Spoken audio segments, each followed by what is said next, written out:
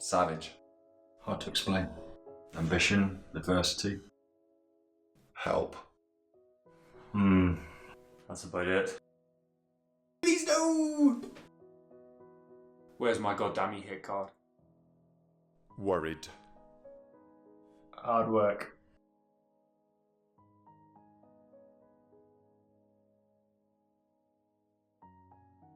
Yeah, there's a lot of emotion involved. Yeah. In this place.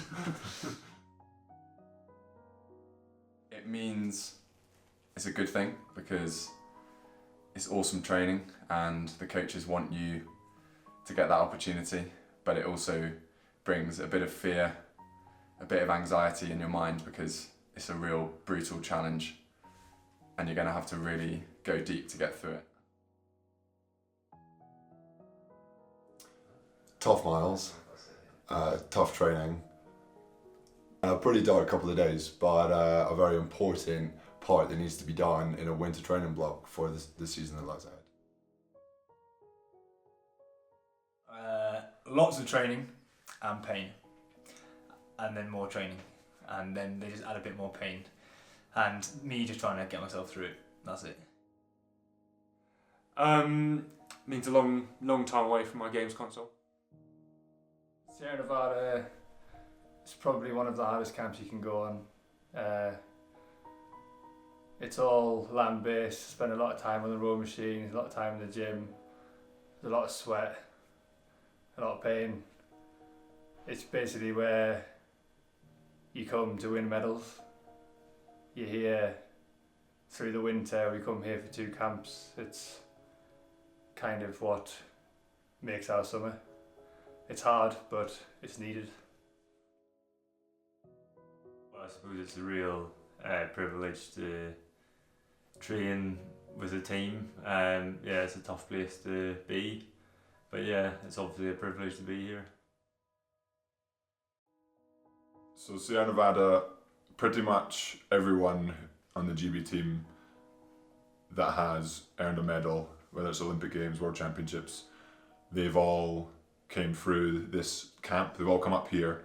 They've all sweated in pretty much the exact same location as we've been, on the exact same indoor track, probably the same lifting, same weights in the weight room. And so it's all about legacy for me. When you come up here, you think, okay, I'm walking the same footsteps as some of the biggest names in rowing. So it's inspirational to come up here, but you really know it's going to be a tough couple of weeks.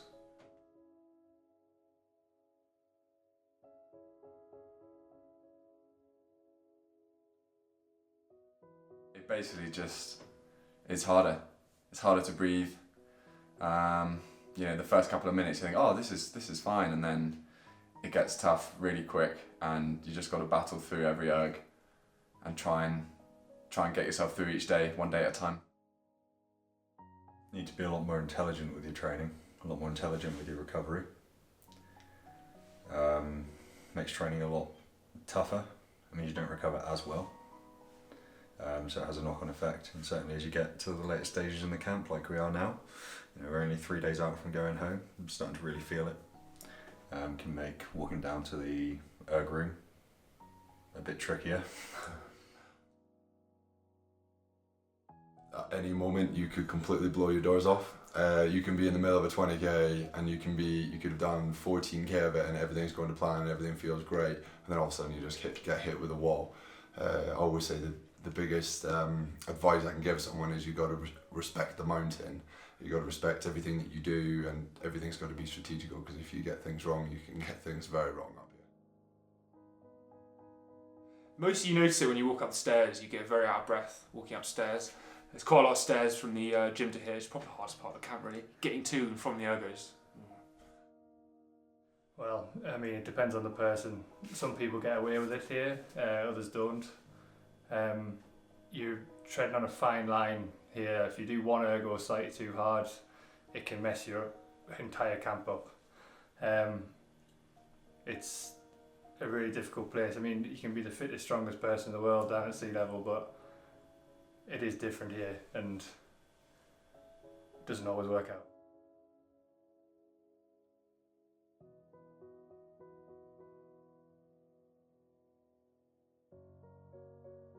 It depends on the day. The hard days to the max. Like you can't really go anywhere less. Hopefully on the easy days I'll actually take it easy. But up here you're always battling with someone else, so you're always trying to get one over on everyone you're racing against. So, but if I can, easy days easy, hard days hard. So the altitude is making everything harder, so it means that you have to push yourself harder every day. Especially as you go on to the end of camp, you start to fatigue more, start to fatigue easier. So it means that you are pushing yourself very, very hard every day, even to start with. And then as you go to the end of the camp, you're just trying to, almost as if you're treading water, and you're just trying to keep your head above that water line so that you can survive the camp rather than going below the water line and see you later.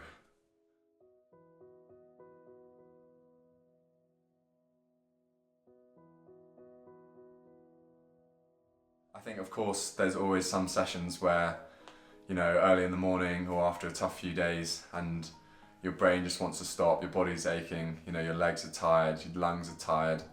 But, you know, rowing is all about not giving up. And when you do get to the end of that ergo, especially the tough ones, sense of satisfaction is really strong, and you feel really proud of yourself each time you get through those ergs, and especially with all the other guys as well, none of you stopping together, it means quite a lot. I think the hardest thing is getting on the ergo most of the time. A lot of the stuff we do is just long mileage, so once you've started, you're sort of on the way. But when you're walking to the ergo or you're sitting in your room having a nice break, it's when you really don't want to get on the ergo. That's probably the hardest part. Yes, there are times where I want to stop, I want to get off the erg, I don't want to do the 7th to 8th set of squats, but I'm never actually going to stop. It's just a sort of, it might not be as fleeting as I would like it to be, and just a thought that might come in and out, but it's not going to be there for long, and it's going to be that piece or that test or that set in the weights room is going to be finished at some point. I mean, there are days where you want to stop and get off the erg, but you're here to do a job, and like, I mean, we all want to achieve the same thing. We all want to go to the Olympics and win that gold medal, and this is the place that really gives you that opportunity. It sets you up for the rest of the season, sets you up for your entire Olympiad, really. If you complete these camps and get them right, it can be your entire making as an athlete.